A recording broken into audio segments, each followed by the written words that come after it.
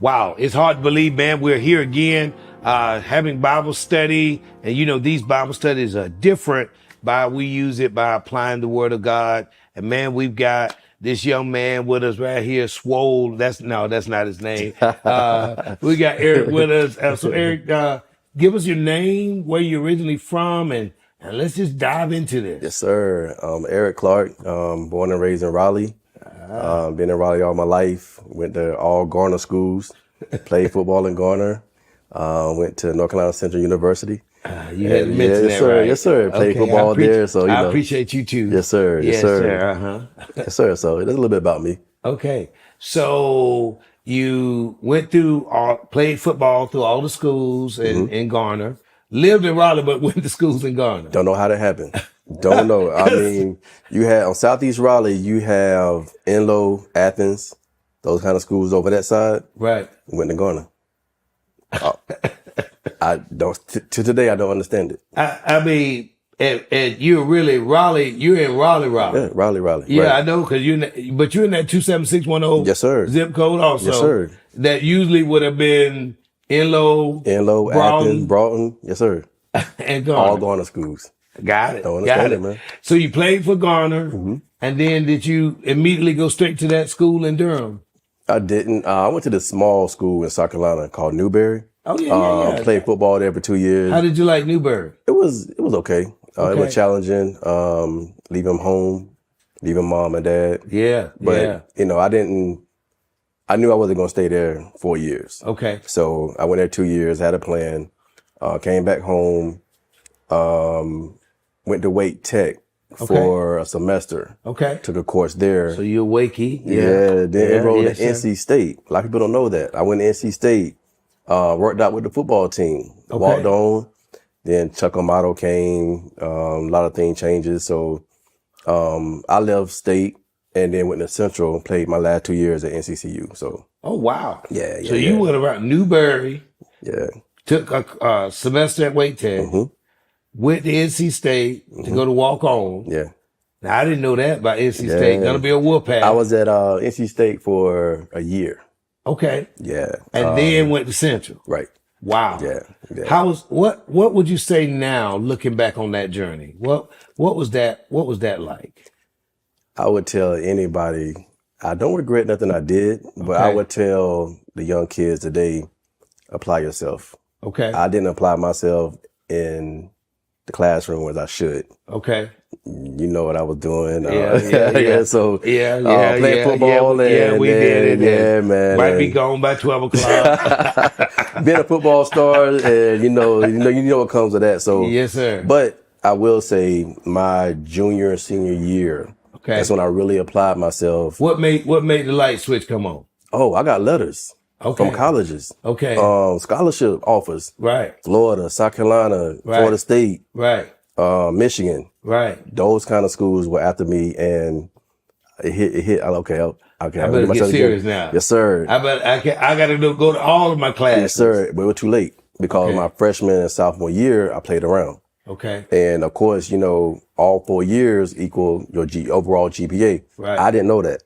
So, I tell the kids now, right. Hey, it starts your freshman year. Right. So, and that's ninth grade. Ninth grade. That's ninth grade. So you would say to any athlete now, man, it's more important really what you do on the academics than on the field and even in basketball. Yes, sir. Because if you don't have the scores, the school's not going to look at you. Right. There's no need for them to waste their time. Because there's other people that has the grades and has the ability to go to that school. Right. That's what they're focusing on. Wow. So what did that do to you? It made me, I would say, be motivated in college. Okay. So I didn't play around in college. Okay. The football team at Newberry, NC State, and at Central. So I applied myself in the classroom as well. Okay. I think I graduated at Central with a 2.8. Okay. In sociology. Okay. Yeah. So My mom was happy. She was happy. Yes, sir. Yes, sir. But yes, other sir. times she might have been crying a little bit. Hey, man, she was like, I don't know about you, son. I don't know about you. You know, we doing our best. You gotta take accountability and make it happen yourself. So, and I can't even imagine what your dad was saying. Oh man, he was just like, you know, what can I do? I'm here. I'm giving you advice. Right. Yeah. So it worked out. But you had to learn that yourself. Absolutely. And I think that that's the part now that kids are now, if they listen. Right. Listen to an athlete, listen to somebody who already went there. Right. And the story could have been totally different. Absolutely. Man. I mean, especially you talking about Florida, Michigan. Pastor, my first letter, my sophomore year, I was sitting in math class. Coach came to me, said, can I see Eric for a minute? Man, I walked out in the hallway. He gave me a letter. No lie, he gave me a letter. Open it up, South Carolina, University of South Carolina. Ooh. So right then and there. Sophomore year. So right then and there, I didn't know right. how they recruit you. Right. So I went on a visit to a game. Man, I got myself together. But it was too late. Too late. Wow. Yeah. Wow. Yeah. And I think that maybe that's something that somebody could hear tonight. Absolutely. Man, tighten up. School, it's not like it once was. That maybe just your being an athlete would get you onto the school. No longer of that. I would even say it's not even about athletics. Okay. It's about the real world as well. Okay. You know, top 100, 500 Fortune companies look at your GPA. Right. As well, colleges look at your GPA, and it all starts if you apply yourself in high school from jump.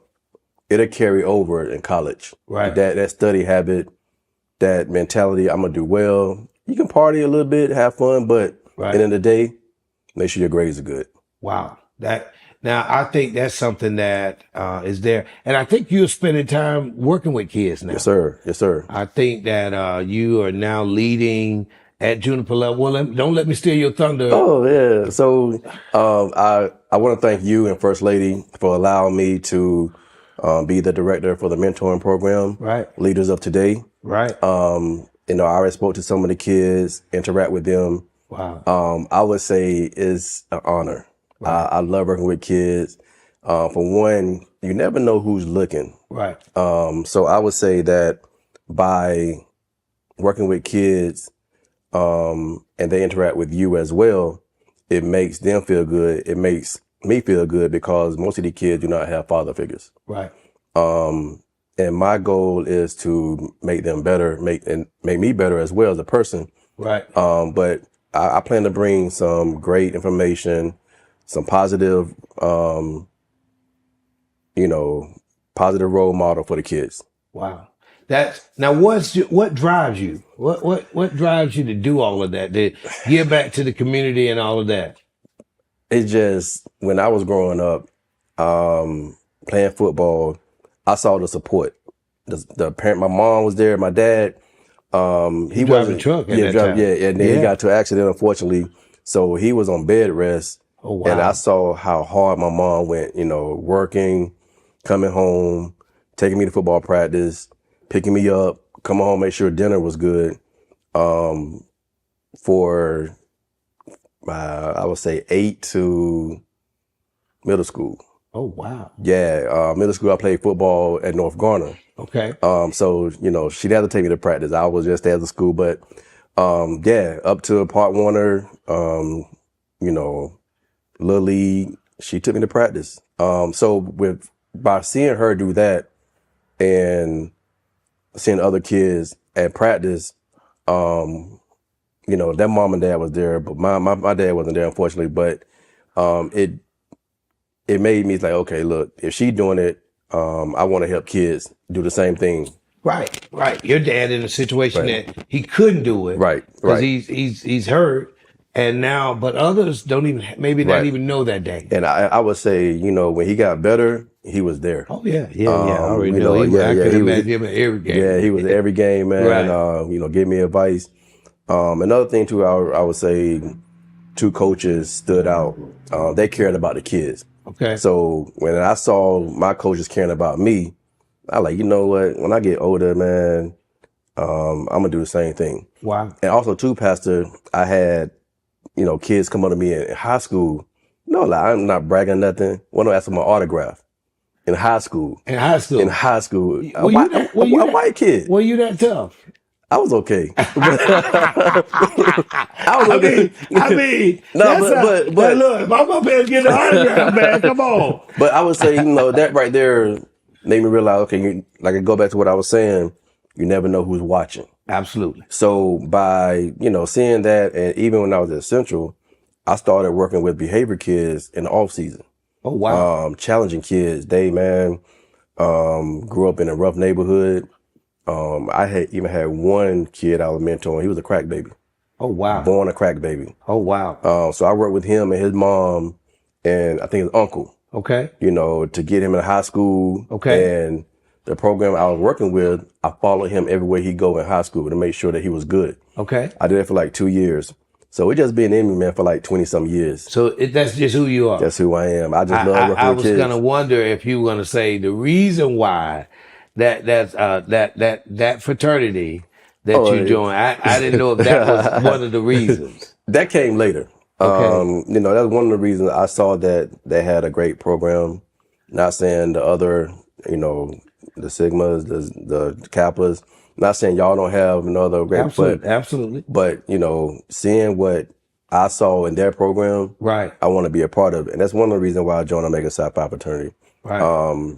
That program. Now, why you had to get deep with that? When all of a sudden asked me why I had to join. I had to let everybody know who the fraternity was. So of course, I'm fine. Yeah, but then I'm fine. But then I saw here, what Juniper Level mentoring program was doing. Right. And everything is timing. Yeah. I wanted to be a part of this a long time ago. Right. But time wouldn't let me. But now I have time, and like I said, I appreciate you and First Lady. Man, we've seen it, but when I got here, you were already gone, or you were already in college. Right. When I came. And then now where we are today, I've been excited about all the things that have happened. Yes, sir. And as you know, COVID has been interesting, right, for everybody. Yes, you know what it's been for you, right. 3 years now. Yes, sir. Wow, how's that been? If you don't mind, for you, it's been. I would say 2020 was a rough year. Wow. Unfortunately, I had COVID once. Okay. Quarantine. It's people who have not had it. Right. It's a blessing, right, because it takes a toll on your body. Right. You quarantine in, you can't smell, you can't taste. Right. That's a scary situation. Right. Especially when you can't smell and can't taste. And it could go a whole lot of different directions. Right. I mean, you woke up in a sweat. Right. You stay away from people. Right. And you need people, and when you're sick like that. Right. But and everybody else going, look, man, yes, I left some at the door. Yes, sir. but I ain't coming in. I'm done. But I think it affected the whole entire community, because we couldn't do nothing with the kids. Right. We couldn't, even my nephew, I couldn't do nothing with him. Right. Everything just shut down. But, shelter in place. Yes, sir. Yes, sir. And but thank to y'all, Juniper Level and us, we had COVID tests every day over there. Absolutely. And after I got it, hey, I was over there, man. Look. I didn't know why you were consistent every week. I came and so even donating blood. Yeah. I love working in the community. Right. I love serving Juniper Level. So I had a chance to do that too, donate blood. But I'm glad COVID is semi-gone. Right. Everything's getting back to normal. Right. Especially with the kids. Right. They haven't done anything in the last 2-3 years. Right. And, I want to help, take them somewhere, have positive sessions, and do well with the sessions with them. And the young men, I think, need that. Yeah. I mean, because let's face it, whether your dad is in your life or not. Right. It's, oftentimes I think it's the people outside sometimes that people listen to more than they do other people inside. And that's part of the program I met with the fraternity. Right.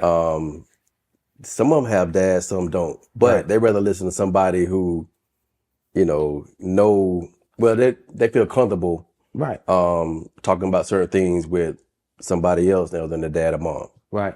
So what is this giving? It sounds like you're giving all your time and all of that. How does that relate to you about church or the word?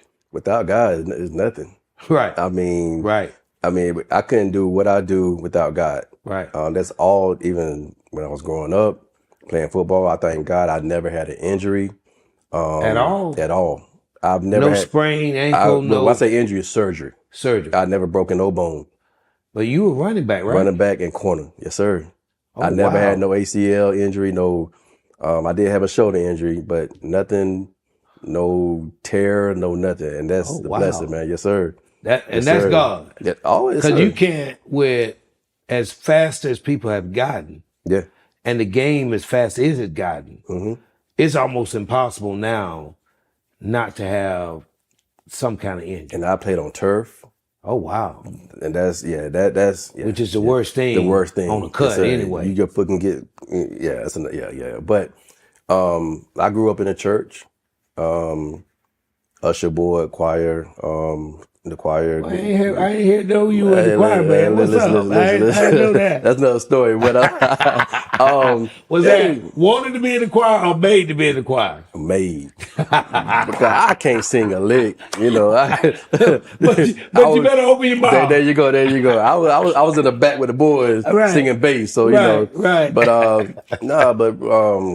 been around church and God and been all my life, man. So it you know, I tell the kids, as you prepare for the future, Right. keep God first, Right. because without Him, you're gonna fail. Right. And that's so we think it's simple, Yeah, but it's big. right. And anyone that I see today, I tell them the same. Look, man, you can have the best talent, you can have anything you want, but if God doesn't open that door, Right. and if He doesn't keep the wolves away, Absolutely. you want Him to keep the wolves away from you. It can be so you can go left real quick. And all it takes, and being a superstar, Right. being a star athlete, I think makes it worse. Absolutely. Because you have more people coming at you. Right. They want that piece of that pie. Right. Even if you don't have money yet. Right. But look at the athletes now. They have a way to make money in college.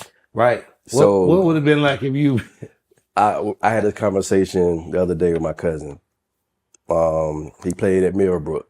Okay. Our rivalry. Right. I said, Charles, can you imagine if social media was back when we played? I mean, listen, we was happy to be on Friday Night Football. Right. But now just a clip. Just a clip. That's a all. 5-10 second clip. Right. But And it was big. man, listen. And now you have on Friday nights they have live games. Right. Recorded live games. So Right.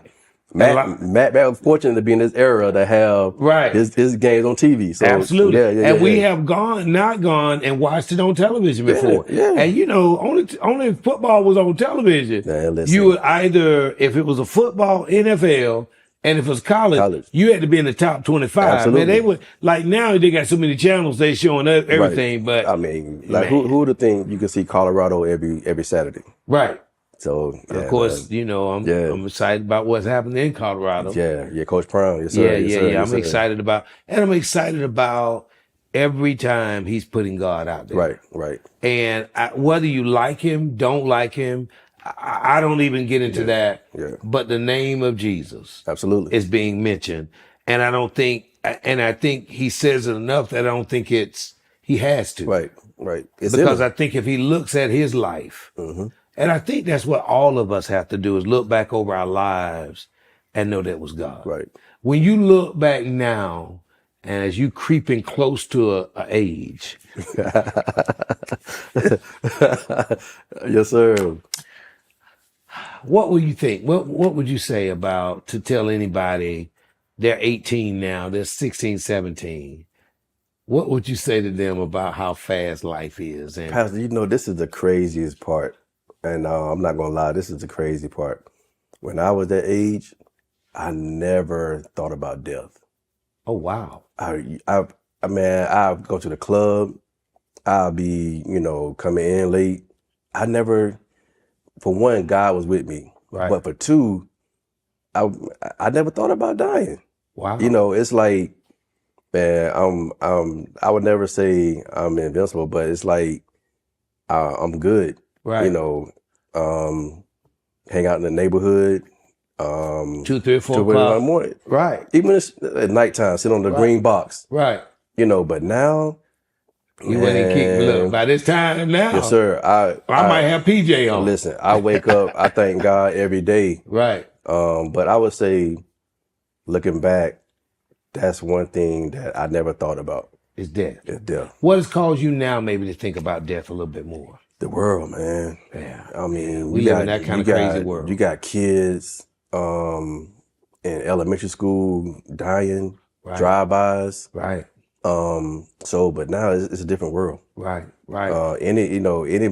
Nobody's safe. Right.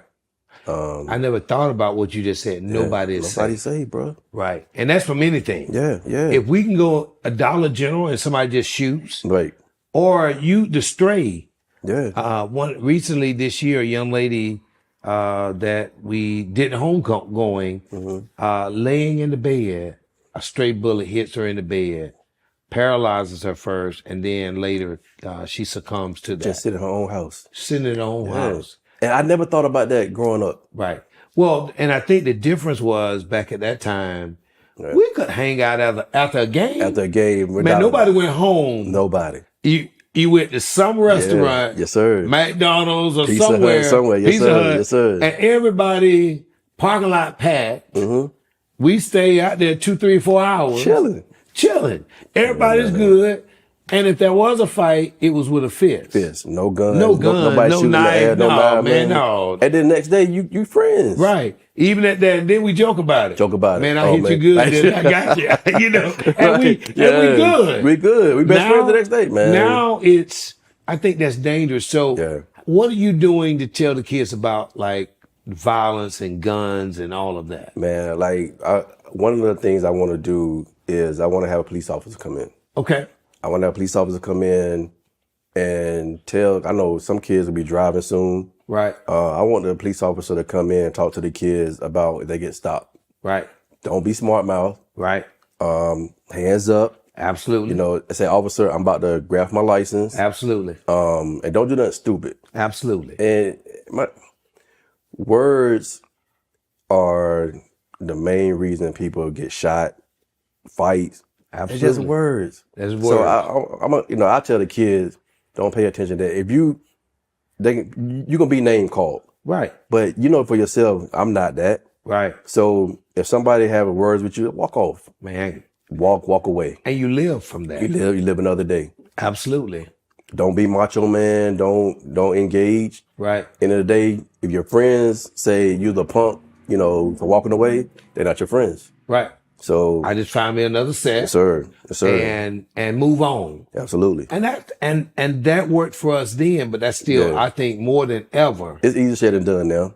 Right. Yeah. So you have to do it now. Right. Have to. Right. Because even pulling up to someone and you got somebody having road rage. Right. Right.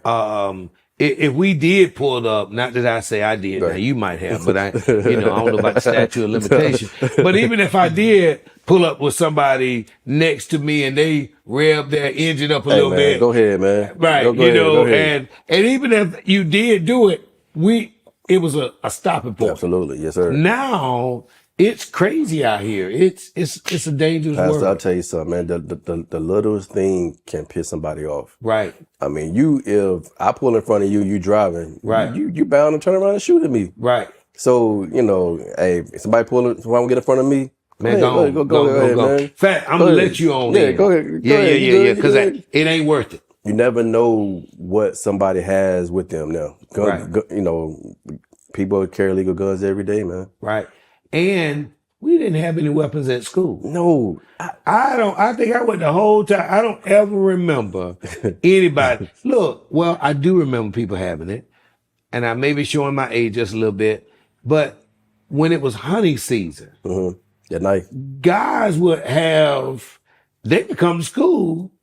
I don't know if it was legal or not, with a shotgun or with rifles in their racks of the vehicle. Yeah. And nobody ever said anything because they were going hunting. Yeah. Either they hunted before, were in the stands, or later on. But now look at where we are today. Even back then, growing up, they had BB guns. Right. I had a real gun. Right. And if you had a BB gun, you had something. You thought you was something, man. Oh, yeah. You through the neighborhood, going around doing what you do. Man, listen.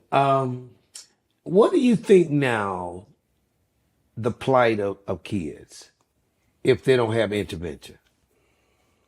If somebody don't step in and do something? They can get lost real quick. Wow. I mean, the self-esteem will be real low. Right. You know, what do you think they're going to live for? Right. If nobody believe in them and everybody around them are negative. Right. You know, they're not going to have motivation to live or motivation to do right in the world. And then some of the same things that drew you to Omega Psi Phi. I'm sorry. And what drew me to Phi Beta Sigma can be some of the same things. Absolutely. Because we all want to be part of something. Right. But there are gangs out there. Yeah. There are other organizations out there that they could easily get to. Easy. And I just think that what would you say? It's hard to believe that our time is coming to an end, but what would you say to a parent right now? Your child maybe not be doing well in school. Maybe they somewhat combative. What would you say now? Don't give up on your kid. Wow. Nobody gave up on you. Right. I mean, it's help out here for kids. Right. It's mentors. Right. It's men out here who really care about kids, like yourself, myself. Right. So don't give up on your kid. Right. Communicate. Right. Love them. Right. Don't disrespect them. I know, you know, it's easier said than done, but be a positive parent. Right. End of the day, it'll pay off. And that's all you can do. All you can do. And whatever that is, that's what it is. Right. If you're a single mom, absolutely. You and you're dealing with it, hopefully you can, and maybe the father's figure is not in their lives. Right. Man, go find somebody who cares about them and will love on them and go from there. And there's programs like the mentoring program here. Absolutely. The fraternity mentoring program. Absolutely. So I'm all for helping any kid if I can. So, you know, the kids are our future. Well, you sound like you're doing an open invitation to any parent that might be listening tonight to say, "Hey, Eric, you said that you'll help my child. Hey, here it is." Yes, sir. Hey, I'm here to help. I think, you know, that's my calling. Right. I love kids. Right. I just love being around kids, helping kids. So, yes, sir. In conclusion, you just mentioned something. That's your calling. How important is your calling for you to act on your calling? I think it's very important because it's like a blessing. Right. God is, hey, look, Eric, you know, help the kids. Right. I'm not going to lead you down this road if I don't think it's best for you. Right. So I'm leading you this road and it's best for you. So I think the calling, you got to answer God's calling. When he called, be there. Like Dion said, Coach Brown said, you know, football, like coaching the kids at a young age was his calling. Right. Coming to Colorado was his calling. Right. You know, you pastoring here is your calling. It's calling. Yes, sir. Absolutely. So, yes, sir. I think when God calls, you got to answer. Amen. Man, you don't know how proud I am of you, first of all. Yes, sir. I appreciate it, Pastor. The only one mistake you made two of them that I can think of, and you know what those are.